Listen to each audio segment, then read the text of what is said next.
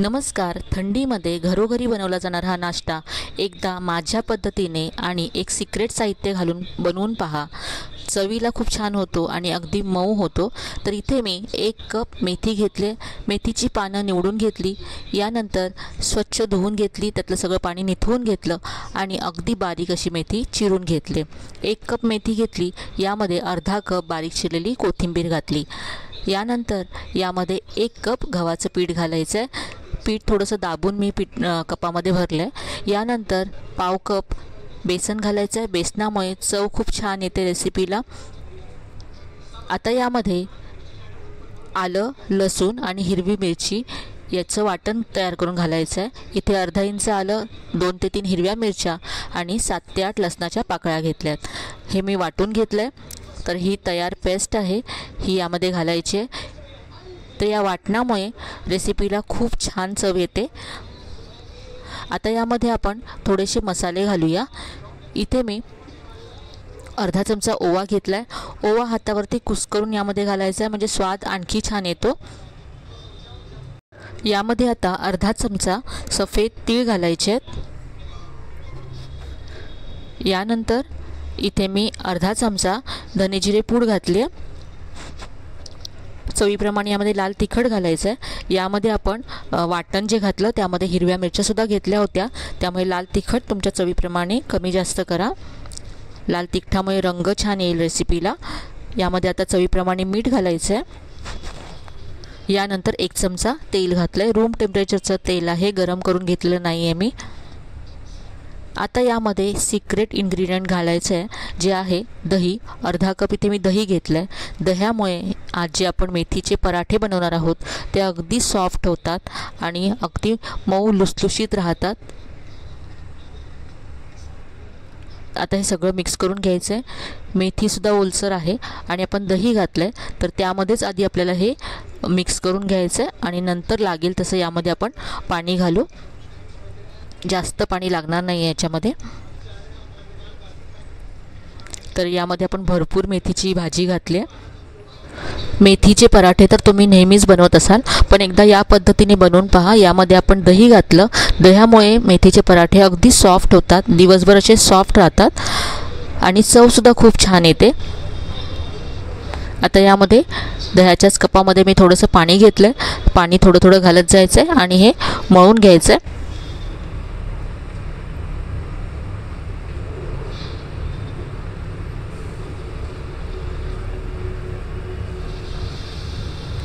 इथे असं हे पीठ मळून घेतलं आहे. आता यावरती थोडंसं तेल घालूया. अर्धा चमचा तेल घातलं आणि पुन्हा एकदा मळून घेते.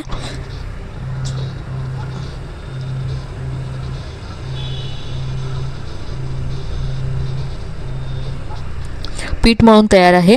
आता याच्यातला एक गोळा घ्यायचा आहे आणि आपण हा गोळा आता सुक्या पिठामध्ये घोळवून घेऊया आणि आता पराठा लाटू.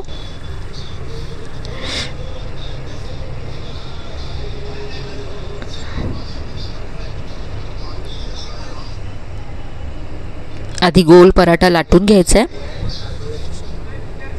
यावरती आता थोडंसं बटर किंवा तेल, तूप लावून घ्यायचं आहे. इथे मी तूप लावते.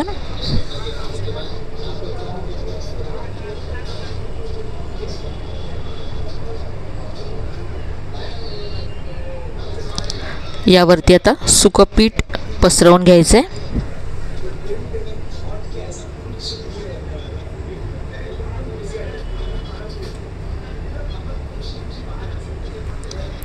आता मोदकाप्रमाणे हे असं एकत्र करून घ्यायचे त्याच्या कडा आणि आता आपण याला पुन्हा सुक्या पिठामध्ये घोळवून लाटून घेऊ.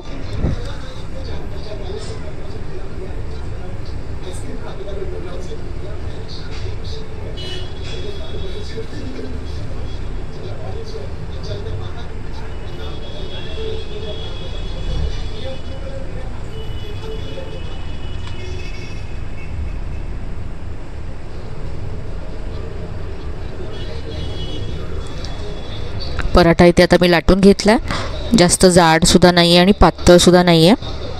आता हा पराठा आपण भाजून घेऊ. तर इथे मी तवा गरम करत ठेवला आहे. तवा गरम झाल्यानंतर यावरती मी पराठा घातला. खालची बाजू थोडीशी भाजल्यानंतर उलटून घेऊया। आता दुसरी बाजू छान अशी खरपूस भाजून घ्यायची, वरून तेल सोडायचं।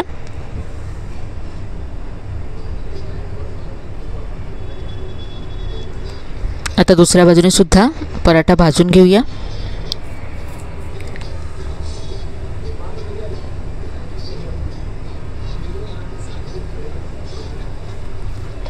दोन्ही बाजूने तेल लावून पराठा छान खरपूस असा भाजून घेतलाय।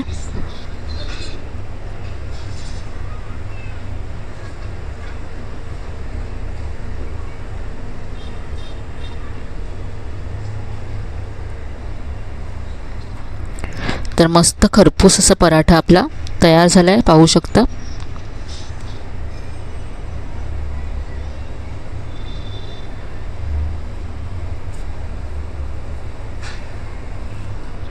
पराठा आपण काढून घेऊया।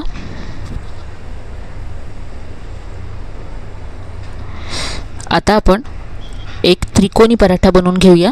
तर इथे मी असा गोल पराठा लाटून घेतला, यावरती तेल किंवा तूप लावून घ्यायचे, वरून सुकं पीठ घालायचे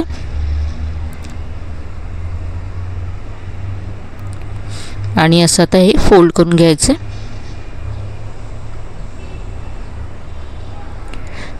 आता आपण हा त्रिकोणी शेपमध्ये पराठा लाटून घेऊया।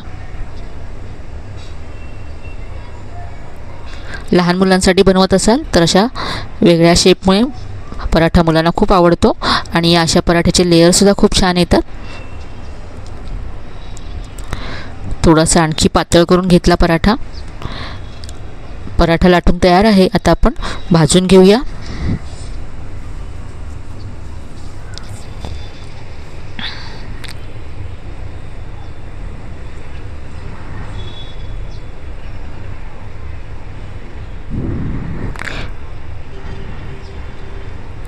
मस्त फुगलाय पराठा।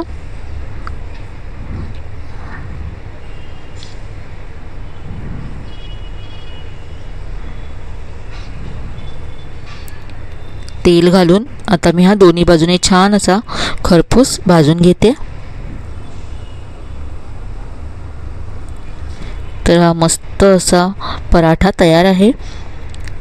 इथे मी लोणच्याबरोबर हा पराठा सर्व केला आहे, दह्याबरोबर सुद्धा तुम्ही हा खाऊ शकता। तर ही मस्त अशी रेसिपी नक्की करून पहा। आजची रेसिपी तुम्हाला कशी वाटली कमेंटमध्ये कळवायला विसरू नका। रेसिपी आवडली असेल तर व्हिडिओला जास्तीत जास्त लाईक करा, शेअर करा। चॅनलला अजून सबस्क्राईब केलं नसेल तर नक्की सबस्क्राईब करा।